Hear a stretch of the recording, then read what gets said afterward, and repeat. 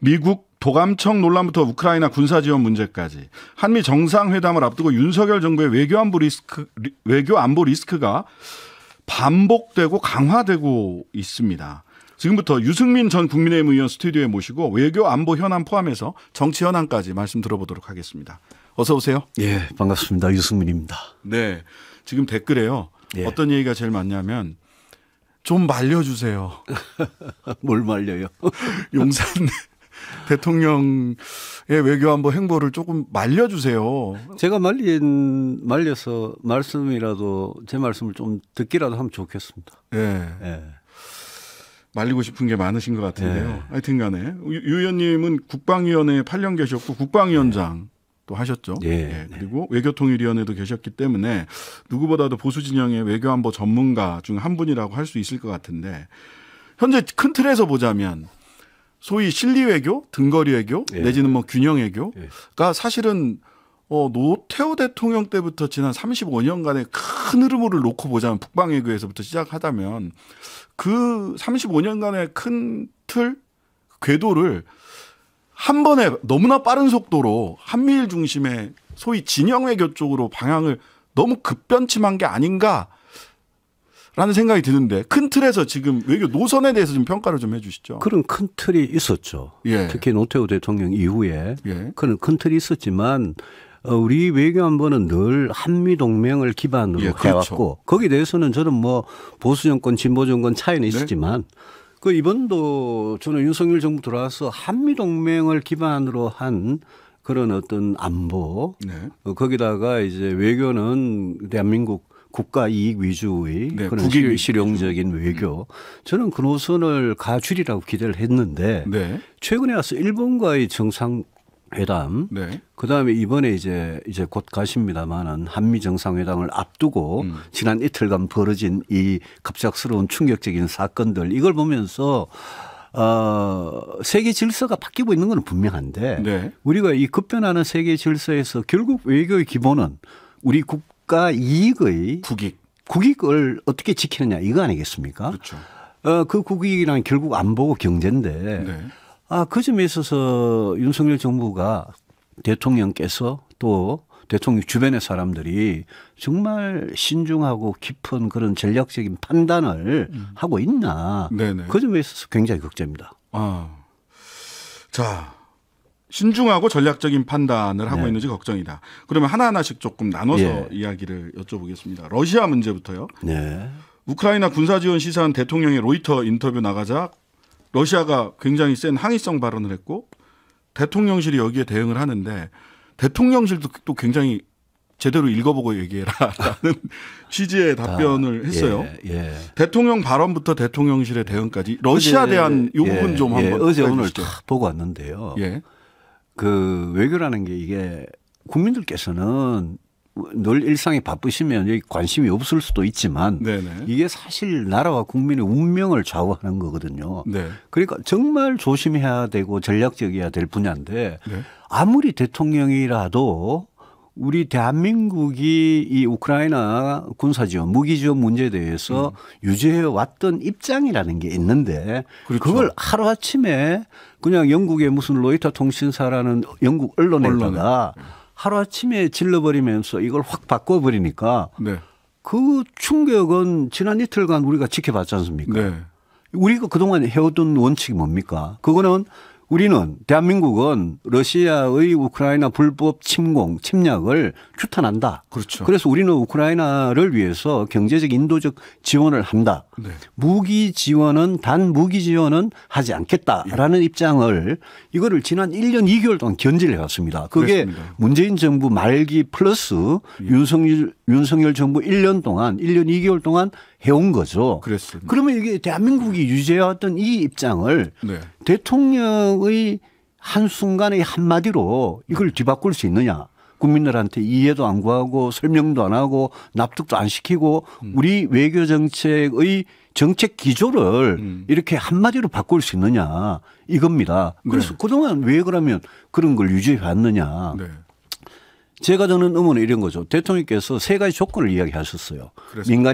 민간인 공격, 뭐 또 대량 학살, 전쟁법의 월 위반하는 중대한 위반 이런 거를 하는데 우크라이나 사태를 보십시오. 이 세 가지 조건이라는 게 그동안 마치 없었던 일같이 이야기하지만 이게 이미 있었던 일이거든요. 이미 우크라이나에서는 러시아가 민간인을 공격했고 거기 우크라이나 국민들을 학살했고 그다음 우크라이나 여성들을 강간을 했고 또 푸틴은 지금 국제형사법원에 그 체포영장 나왔어요. 체포영장까지 발부된 그런 상황입니다. 그게 윤 대통령이 말씀하시는 그런 전쟁 범죄를 저질렀기 때문에 그런 거거든요. 그런데 이거를 마치 몰랐다는 듯이 만약이라는 가정법을 써가지고 세 가지 조건을 붙이면서 마치 이제까지 일어나지 않았던 일처럼 가정법을 써가지고 그렇게 하면 이게 얼마나 이제 와가지고 생뚱맞은 이야기입니까? 이건 정말 어떻게 보면 표현이 어떨지 모르겠습니다만 자다가 봉창 두드린 이야기거든요. 그래서 윤석열 대통령이 생각하는 대한민국의 국가 이익, 이 우크라이나 사태에 있어서 그게 뭐길래 이제까지 1년 동안은 그 입장을 무기 지원 불가 입장을 유지해오다가 이제 와가지고 갑자기 바뀌었느냐. 이 점을 하루아침에 대통령 생각이 바뀌었다고 내 생각이 바뀌었어 이러면서 하루아침에 이렇게 지를 수가 없는 일이거든요. 그 점에 있어서 저는 굉장히 곤혹스럽고 이번에 미국 가시면요. 분명히 바이든 대통령하고 이 이야기 나올 겁니다. 그러니까 의제가 될 것 같은데. 그럼요. 미국이 사활을 걸고 있는 문제 아닙니까? 그렇지만 미국도 파병을 못하고 무기 지원만 하는 거 아닙니까? 그렇죠. 미국이 사활을 걸고 있는 이 문제에 대해서 이제 이번에 방미를 하면 바이든 대통령이 윤 대통령한테 잘 봤다, 고맙다 이럴 거 아닙니까? 오늘 백악관 발표를 보니까 윤석열 대통령의 입으로 우크라이나에게 어떤 지원을 할 건지 말하게 하겠다. 백악관 사람들이 그런 표현을 쓰던데 만약 그 자리에서 바이든 대통령한테 우리가 무기 지원하겠다라고 약속을 해버리면 이 세 가지 가정도 다 사라지고 모든 게 그냥 끝나버리는 거거든요. 그걸로 결정이 돼버리는 거거든요. 그래서 이게 정부에서는 그냥 상식적이고 원론적인 이야기다 이렇게 말을 하는데 듣는 상대방이 상식적이고 원론적인 이야기를 안 듣고 의도가 있다고 듣지 않습니까? 러시아에서는 이미 그렇게 해석을 하고 그렇게 있죠. 해서 이틀 동안 반발을 하고 지금 한러 관계가 지금은 뭐 비우호적 국가로 지금 이미 됐지만 경제 지원도 차단하고 됐지만 그래도 거기에 우리가 경제, 문화, 인적 교류를 하고 있는 나라 아닙니까? 비우호적 국가로 분류된 국가 중에서는 그래도 가장 잘해주고 있었다고 하더라고요. 아직 적성 국가는 아니잖아요. 비자 문제도 잘 해결해주고 있고 그랬다고 하더라고요. 그래서 이 문제를 앞으로 어떻게 할 건지 그것도 생각해 보십시오. 이게 교묘한 게 미국 CIA가 우리 대통령실을 도청을 했는 기밀 문서에 155mm 나왔습니다. 포탄이 33만 발이 폴란드 등을 통해서 우회로 지원한다. 이런 게 있었지 않습니까? 그 직후에 이제 윤석열 대통령의 이런 입장 변화, 급격한 충격적인 입장 변화가 나오니까 이거 무슨 외교를 지금 이런 식으로 하시나. 그러니까 외교를 외신과의 인터뷰로 대체하고 있는 것 같다는 느낌도 들고요. 아니, 그것도 미국 언론도 아니고 영국의 무슨 통신사하고 로이터 통신사하고 했습니다. 유명한 통신사입니다만은 미국 언론들은 뉴욕 타임스나 워싱턴 포스트가 계속 도청 사건을 보도를 했잖아요. 그렇죠. 그러니까 이게 좀 불편했을 거예요. 왜 로이터였나? 근데 불편했더라도 국내 언론에서 이야기할 수 있고 그 전에 이게 그 기시다 총리하고 한일 정상회담을 할 때도 보시면 했죠. 강제징용 문제에 대해서 일본에 방문하기 직전에 강제징용 문제에 대한 나름의 생각을 그냥 불쑥 던져버리고 갔단 말입니다.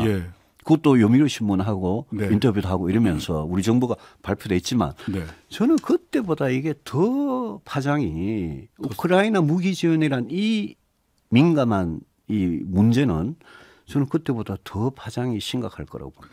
자, 그 로이터에서 사실 처음에는 러시아, 우크라이나 무기 지원 얘기만 나왔지만 동시에 많은 사람들이 전문가들이 보고 이것도 큰일 났다 했던 게 대만 해협에 대한 언급이었습니다. 그거 더 중요한 문제입니다. 예. 우리한테는 더 발등에 불입니다. 네. 러시아하고 우리 관계는 뭐 무역 관계나 인적 교류 관계가 있지만 네. 중국은 우리의 제1번 무역 교역국입니다. 예.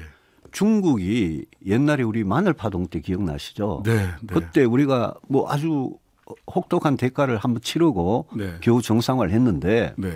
외교는 때로는 전략적인 모성을 유지하고 네. 우리가 생각하는 카드가 있더라도 그걸 절대 다 꺼내 보이면 안 됩니다. 네. 지난해 바이든 만났잖아요. 네. 대통령께서 지난해 5월에 그때 공동성명서에 보면 대만 해협의 평화와 안정 유지를 위해서 노력한다라는 표현이 나옵니다. 나왔습니다. 나오잖아요. 예. 인도 태평양 지역의 어떤 안보와 번영에서 핵심이 대만 문제다. 네. 이 대만 문제는 우리한테 정말 중요한 게 앞으로 대만에서 군사적인 분쟁 갈등이 만약 발생을 하면요. 네. 그거는 주한미군과 주일미군이 움직이죠. 그쪽으로 빠져나가느냐 문제하고 직결되어 있기 때문에 네. 또 거기에다가 북한의 오판 가능성하고 직결되어 있기 때문에 네. 대만 문제에 대해서 어떤 입장을 가지느냐는 이거는 굉장히 중요한 건데 네. 그거를 저는 작년 공동성명의 수준 그 정도의 수위 예. 대만 해협의 평화와 안정을 중시한다. 예. 그 정도면 이 정도면 적절하다고 생각하는 거죠. 그런데 예. 이번에 힘에 의한 중국의 힘이죠. 힘에 의한 현상 변경에 절대 반대한다 이러는데 외교에서는 절대란 말을 절대 쓰면 안 됩니다. 그렇죠. 이게 어떻게 변할지 모르잖아요. 예, 예. 그래서 저는 중국이 친강 외교부장입니까? 예, 친강 외교부장. 방금 뭐 방송에 나오는데 대만 문제를 가지고 불장난을 치면 예? 불타 죽는다. 예.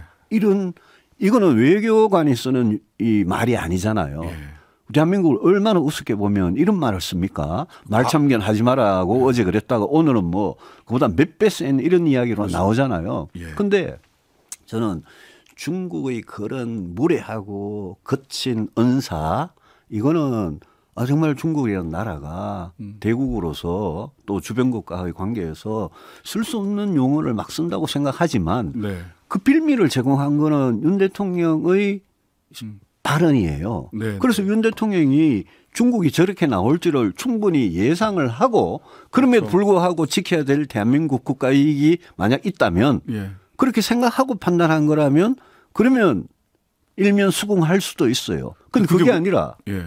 그게 아니라 만약 그냥 대만 문제에 대해서 네. 그동안 미국이 해왔던 말을 똑같이 되풀이하는 거를 그냥 한미 정상회담 직전에 그렇게 하고 미국에 가버리면 앞으로 미국에서 나올 공동성명이나 네. 미국의 바이든 대통령이 윤 대통령한테 대만 문제에 대해서 네. 이렇게 요구할 약속들 그런 문제에 대해서 우리가 과연 전략적으로 융통성 있게 대처해 나갈 수 있겠느냐. 플러스 저는 중국의 거친 보복이 굉장히 걱정이 됩니다. 네, 지금 문희련 중국 정법대 교수님한테도 네. 말씀 들었는데 굉장히 거칠게 나올 가능성이 크다. 중국은 굉장히 거칠고 상스럽게 나올 겁니다. 예. 그리고 그게 당장 우리 삼성, SK, LG 전부 다 거기가 있잖아요. 예. 시진핑 주석이 얼마 전에 LG 그 디스플레이 공장 갔잖아요. 예. 그거에 우리한테 이제 사인을 보낸 건데 우리가 그런 거 다 걷어차고 이렇게 이야기해버리면 중국이 어제 오늘 반응으로 봐서는 이거는 우리가 엄청난 경제 보복을 각오를 해야 되는 겁니다. 예. 한국 국민들이 체감할 수 있도록 해주겠다라는 취지랍니다. 그게 지금. 그게 대만의 대만 해협의 급변 사태에 대해서 저는 대한민국이 아주 내부적으로 은밀하게 전략적인 대응 시나리오는 준비해놔야 된다고 생각합니다. 그럴 수 있습니다. 그거는 네. 당연히 해놔야죠. 예, 한반도 평화 문제와도 직결된 문제이기 때문에. 그런데 그거는 입 밖으로 꺼낼 수 있는 게 아니고 우리가 평소에 준비해 두는 거고 네. 대통령이 외교를 하실 때는 말 한마디 한마디에 이렇게 양국 관계가 출렁거릴 수 있지 않습니까? 우리가 보지 않습니까? 어제 오늘. 예.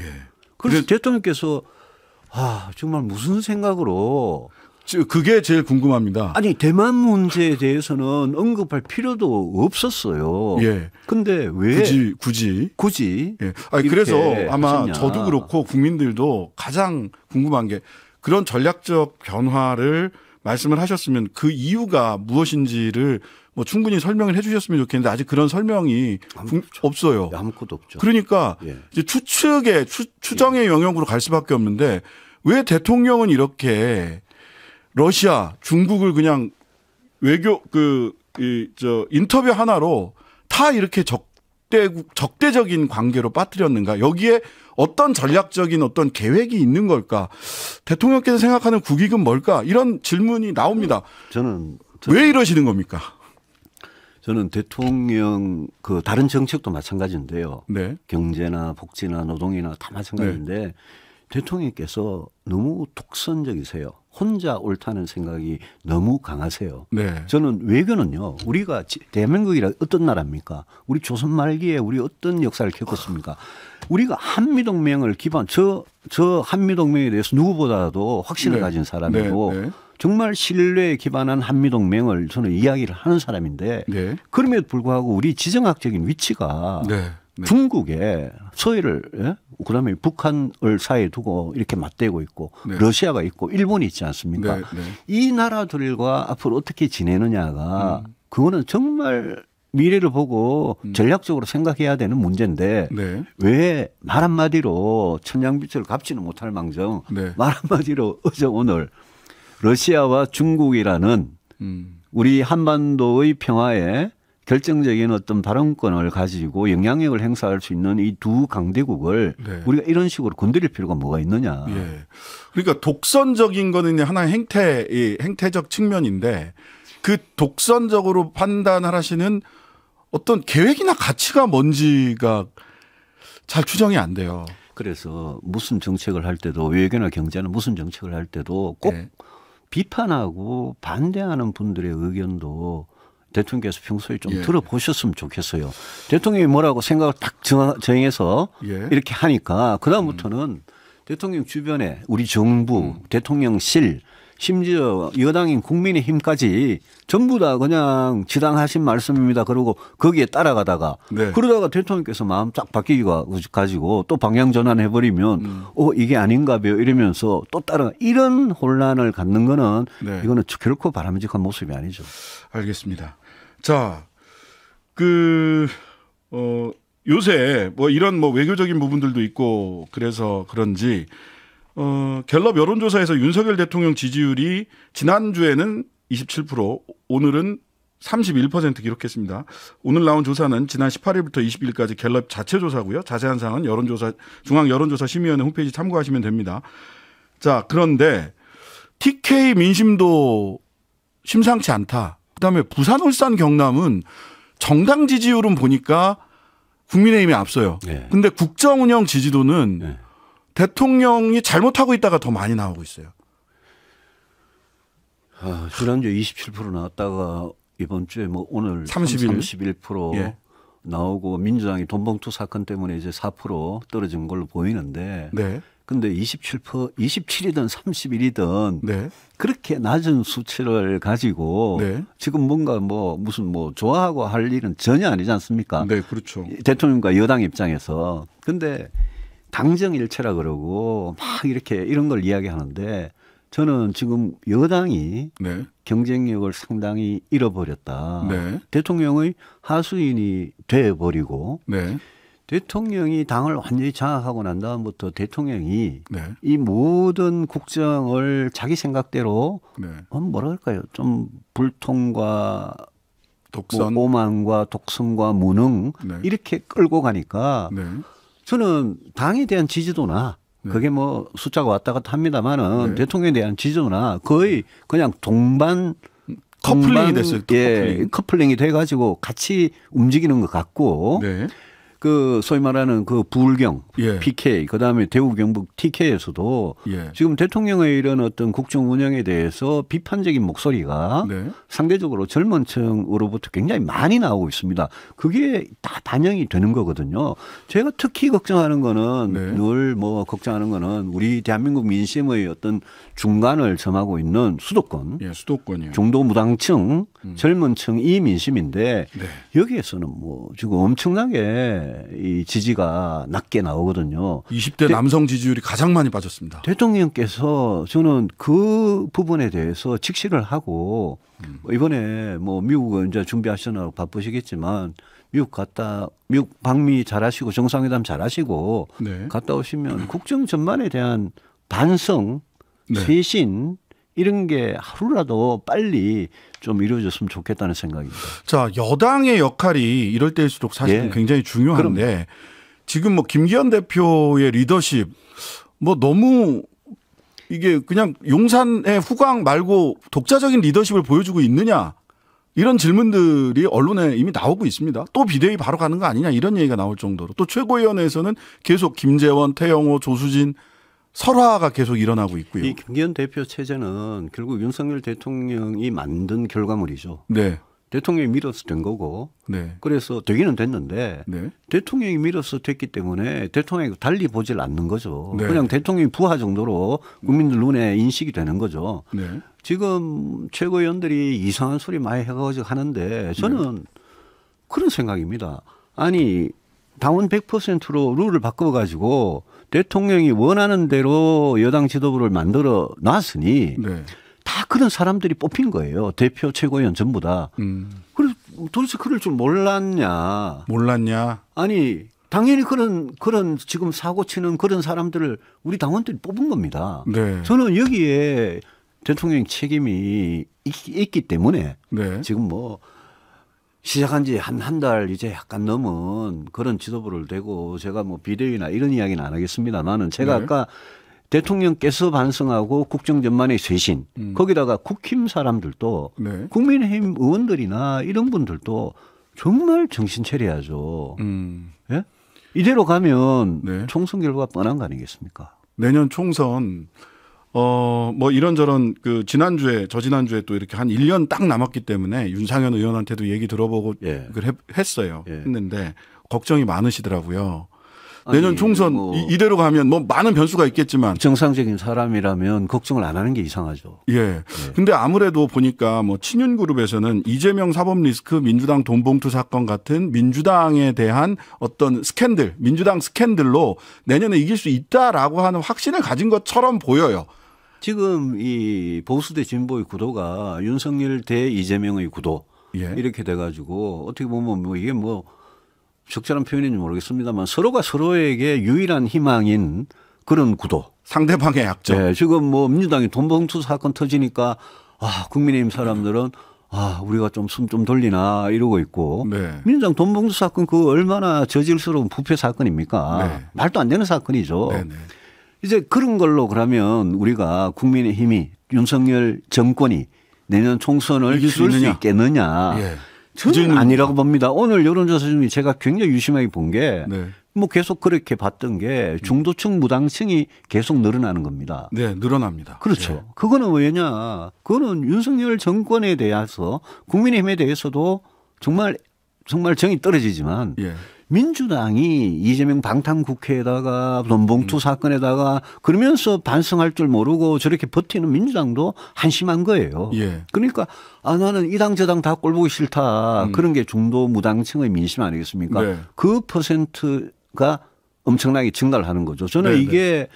이게 아마 앞으로 한국 정치의 지형에 굉장히 변화를 가지고 올 그런 좀 동력이 되지 않을까 싶습니다. 그 다음 질문은 바로 그러면 그 동력이 된다라고 한다면 바로 제3지대, 제3정당. 최근에 금태섭, 김종인 이런 분들이 움직이고 있습니다. 이 가능성 지금 뭐 시간이 다 돼서 보다 그 부분에 대한 자세한 얘기는 유튜브 연장 방송에서 하는데 가능성이 있다 없다? 뭐 그분들이 신당을 만든다고 했으니까. 네. 다만 과연 민심이 제3정당이 예. 탄생을 하면 제3정당이 우리는 뭘 하기 위한 정치 세력이다라는 거를 확실하게 보여줘야 되는데 민심이 지지를 얻겠느냐. 그게 관건이겠죠. 아직은 네. 단언하기 어렵다. 본방은 여기까지 듣고요. 네. 유승민 의원에게 더 묻고 싶은 질문 합타임에서 유튜브 연장 방송에서 이어가도록 하겠습니다. 본방에서는 여기서 인사드리겠습니다. 감사합니다. 네, 반갑습니다. 고맙습니다. 그 어떤 10분보다 알찬 10분 뉴스 하이킥 합타임. 오늘은 유승민 전 의원님과 본방송에서 다 나누지 못했던 이야기 마저 하겠습니다. 먼저 질문 몇 개 올라와 있는데요. 네. 예, 예. 네. 9391님, 유승민 의원님 말씀 좀 윤 대통령이 잘 들으면 좋을 것 같은데 왜 그렇게 미운털이 박히셨어요? 저는 아주 자유롭게 정말 다들 나라 생각하시겠지만 저는 아무런 욕심 사심 없이 자유롭게 이야기를 합니다. 저는 깊이 고민을 해서 나라를 위해서 잘못 가고 있다 싶으면 언제든지 이야기를 하기 때문에 제같이 이야기하는 사람을 윤 대통령이 그렇게 곱게 여기지는 않겠죠. 네. 이런 질문도 있습니다. 조금 다소 불만이 있는 질문인 것 같은데 네. 8701님 유승민 의원님 왜 보수인데 미국 편 안 들고 중국 러시아 편 듭니까? 조금 오해가 있으신 것 같은데. 아니요. 오해가 아니라. 아니 요 8701님께서. 예. 저는 한미동맹이 중요하다는 생각을 정말 뼛속 깊이 하는 사람입니다. 다만 우리 동맹이라는 게 70년 전에 전쟁 날 때하고는 다릅니다. 네. 지금 바이든 정부를 보십시오. 어떻게 보면 어떤 의미에서는 트럼프 정부보다 더 심한 미국 패권주의 일방주의를 하고 우리 기업들 우리 경제 이익을 오히려 미국이 침해하고 있지 않습니까? 그래서 미국에 대해서 도청을 하거나 너무 일방적으로 가거나 동맹이라면 이러면 할 말은 해야죠. 된다. 중국 러시아 저 안 좋아합니다. 근데 중국 러시아는 우리가 정말 전략적으로 관리해 나가야 될 우리의 하여튼 앞으로 운명에 굉장히 큰 영향을 미칠 나라들 아닙니까? 그래서 제가 편드는 게 아니라 이거는 중국 러시아를 이런 식으로 이렇게 자극해서 중국과 러시아가 보복을 하도록 만드는 거는 그거는 절대 현명한 그런 처사가 아니다. 예, 같은 식구가 억지로 될 필요도 없지만 그렇다고 일부러 척지고 살 일도 아니니까. 일부러 척지고 살 일이 전혀 아니죠. 예. 자, 아마 마지막 부분에 저희들이 제3신당과 관련된 이야기를 해서 그런가 본데 0891님은 제발 신당 좀 만들어주세요. 전 보수지만 지금의 국민의힘은 도저히 못 찍겠습니다. 이런 얘기. 이어서 그러면은 아까 질문. 자, 제3정당. 이준석 전 대표는 개혁보수신당 하겠느냐라고 했더니 당내 반란군 진압이 우선이다. 라고 표현을 했어요. 참, 이 표현도 조금 굉장히 센 표현인데. 모르겠어요. 그거는 이 대표가 무슨 생각하고 있는지 저는 전혀 못 들어봐서 언론을 통해서만 봤습니다만은 저 개인에 대한 질문을 하신다면 저는 신당에 대해서 전혀 생각하지 않습니다. 제가 개혁 보수를 하겠다고 2016년 겨울에 이 당시 이제 새누리당이죠. 나와서 바른정당을 했습니다. 저는 저희 정치 역사에서 바른정당을 성공을 시키지 못했고 그렇지만 그 의미는 여전히 남아있는 정말 제대로 된 개혁보수 정당을 해보고 싶었는데 신당을 한다는 거는 정말 같이 하는 동지들이 다시는 돌아가지 않겠다. 잔도를 불살라야 돼. 구태와 손잡지 않겠다라는 강철 같은 의지가 있어야 되는데 근데 예컨대 총선 앞두고 공천 때문에 다시 돌아가야 되겠다. 돌아간 사람들 얼마나 많습니까? 제가 그래서 거기에 책임을 지고 지난 총선에 불출마를 하고 제가 통합에 이제 동의를 했거든요. 근데 지금 신당을 이야기하는 분들도 신당이라는 게 어떤 비전과 정책이나 이런 걸 가지고 국민들을 확 이렇게 흡인할 수 있는 매력이 있어야 됩니다. 그 매력이 없이는 절대 성공할 수가 없습니다. 그거는 한두 사람한테 달린 것도 아니고 신당이라는 국민한테 이제 국민이 마음속에 어떻게 보이느냐의 문제거든요. 그래서 저는 그 신당이 얼마나 어려운 걸 제가 처절하게 겪었기 때문에 저는 신당 생각 없고 이 국민의힘이라는 이 보수 정당이 제발 좀 정신 차리고 다음 총선에서 공천도 진짜 개혁적인 그런 인사들을 했으면 좋겠습니다. 지금 그 말씀은 뭐 제3정당, 제3지대 정당 금태섭, 뭐 윤희숙, 김종인 이런 분들이 이제 성찰과 모색이라는 포럼에 뭐 회원인지 아닌지는 모르겠습니다. 며칠 전에 국회에서 이렇게 토론을 했는데 그러고 나서 김종인 의원이 제3정당 금태섭 의원이 한다고 전 의원이 한다면 돕겠다. 그리고 제3정당 거기 대통령 후보 없이 대한민국은 정당 이 유지가 어려워. 이런 비판, 이런 질문을 받으니까 금태섭도 대통령감이다. 이렇게 이제 프로모션을 시작을 하셨어요. 김종인. 그럼 지금 이분들은 아까 지금 말씀하신 그런 강철 같은 의지나 국민을 끌어당기는 매력 뭐 이런 게 좀 잘 안 보인다. 이런 평가실까요? 아닙니다. 저는 뭐 그분들에 대한 평가는 드리고 싶지 않습니다. 그거는 뭐 국민들께서 평가하실 일이고 제 입장이 그렇다는 이야기입니다. 신당에 대한 제 입장이 저는 늘 24년 동안 보수 정치가 낡은 보수를 버리고 시대 정신에 맞는 그런 새로운 보수를 거듭나는 거를 늘 원해왔기 때문에 그런 차원이지 저는 뭐 그분들이 뭘 하는지에 대해서는 사실 크게 관심 없습니다. 네. 어떤 말씀인지 알겠습니다. 0819님이 이런 질문 해주셨어요. 유승민이 대통령이었다면 전세 사기 문제 어떻게 대처했을까 궁금합니다. 정말 그 엄마한테 2만 원만 보내달라는 그 기사를 보고 제가 참 너무 눈물이 많이 났는데요. 그분들 원하시는 게 이제 경매 중단하고 우선 매수권에다가 하여튼 자기가 이번 피해 있지 않습니까? 그 전세 사기에 대한 피해를 그러면 국가가 어떻게 이렇게 복구를 해주느냐 이 문제거든요 지금. 그런데 단순히 경매 중단이라는 거는 굉장히 일시적인 그냥 유예를 할 뿐인 거고요. 우선 매수권은 한 가지 방법이 저는 될 수 있다고 생각합니다. 다만 우선 매수를 해서 권리는 줘도 그 피해가 복구가 되느냐는 또 다른 문제거든요. 그건 경매하면 낙찰이 되고 낙찰 가격이 나오면 그 가격에 살 수밖에 없으니까 그 가격이 자기 피해를 그걸 복구를 못 해주면 안 되잖아요. 그래서 이 점에 대해서는 저는 약간 다른 차원에서 그분들이 2만 원도 없어서 극단적인 선택을 해야 될 그 사정, 그분들이 그런 정말 처절한 그런 아주 그 생활고 이런 거를 정부가 좀 파악을 해서 어떤 안전망 차원에서 도와드리는 거 그런 거 플러스 이 전세 사기에 대한 뭐 경매를 일단 중단시키고 우선 매수권이나 아니면 채권자의 결국 우선순위 이런 게 굉장히 중요합니다. 변제금을 받을 권리 거기에서 보면 세금이나 다른 데 밀려가지고 받아도 정말 도저히 이 전세금을 찾을 수 없는 이런 사정이거든요.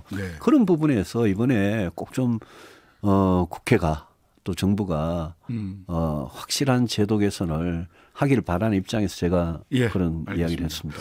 자, 아까는 이제 그 외교 안보 문제 중심으로 얘기를 했었는데 경제 문제 지금 사실 요즘은 안보 문제와 경제 문제가 따로 가지 않는 것 같습니다. 특히 미국이 그런 쪽으로 쭉 방향을 잡고 가서 그 대중국 적자, 무역 적자가 너무 큰 폭으로 지금 늘어나고 있고 그것 때문에 우리나라 전체 무역 수지가 굉장히 악화돼 버렸습니다. 이 문제 어떻게 해결해야 됩니까? 이번에 미국 가시면 저는 사실은 경제하고 두 번째는 북핵 문제 두 가지는 확실한 해결책을 받아오셨으면 좋겠는데 경제는 미국이 일방주의로 나가니까 거기에 반도체, 전기차, 배터리 이런 데서 우리 기업들이 굉장히 곤란을 겪고 있지 않습니까? 그래서 저는 중국하고 앞으로 우리가 투자든 교역이든 계속 할 수 있고 이 일종의 글로벌 공급망에서 중국을 완전히 배제시키는 거를 우리한테 강요하지 못하도록 중국과 우리는 계속 거래를 하겠다. 경제를 하겠다. 라는 거를 저는 오히려 미국한테 저는 떳떳하게 이야기하고 미국의 여러 가지 규제들 있지 않습니까? IRA 법도 그렇고 반도체 법도 그렇고 그런 데서 그런 부분을 확실하게 고쳐달라라고 저는 요구를 해야 된다고 생각합니다. 안미 경중, 안보는 미국하고 하고 경제는 중국하고 한다는 시대는 확실히 끝났습니다. 네. 그다음에 블록화가 진행되고 경제 안보 같이 가는 거 맞는데 네. 그럼에도 불구하고 미국도 러시아하고 중국하고 교역할 건 다 하거든요. 다 하더라고요. 나토 주요 국가들도 러시아랑 독일, 다 해요. 다. 아니 독일 프랑스 총리가 대통령이 그 가가지고 네, 중국 가가지고 다 하지 않습니까? 네. 우리도 독일 프랑스 하듯이 해야 되는 겁니다. 예. 한미동맹 한미경제관계 이거는 계속 중시해 나가되 네네. 우리가 왜 중국하고 교류를 끊어야 됩니까? 그런 점을 저는 그게 굉장히 큰 방향과 원칙 아니겠습니까? 네. 그런 거를 윤석열 대통령께서 바이든 대통령한테 우리 입장을 상세하게 설명하고 미국의 어떤 입장 변화를 좀 촉구했으면 좋겠습니다. 자, 마지막 질문 한 30초 정도. 예. 이 말씀을 처음에 또 똑같은 비슷한 질문이 예. 또 올라왔는데요. 예. 용산에서 윤 대통령이 이승민 전 의원님 말씀을 좀 들을까요? 언제든지 저는 뭐 정말 이야기를 계속 하고 있고 네. 대통령께서 뭐 제 이야기를 듣는 게 중요한 게 아니고 네. 비판과 다른 의견, 다양한 의견에 대해서 좀 경청을 하시고 본인의 생각이 틀릴 수도 있다라는 네. 점을 늘 좀 염두에 두시고 대통령직을 수행하셨으면 좋겠습니다. 네, 3부에서는 전문가 모시고요. 현 정부의 전세사기 대책 평가해 보도록 하겠습니다. 유승민 의원님과는 여기서 인사드리겠습니다. 감사합니다. 네, 고맙습니다. 네. 하루 종일 기다려지는 진짜 시사. 평일 저녁 6시 5분 신장식의 뉴스 하이킥.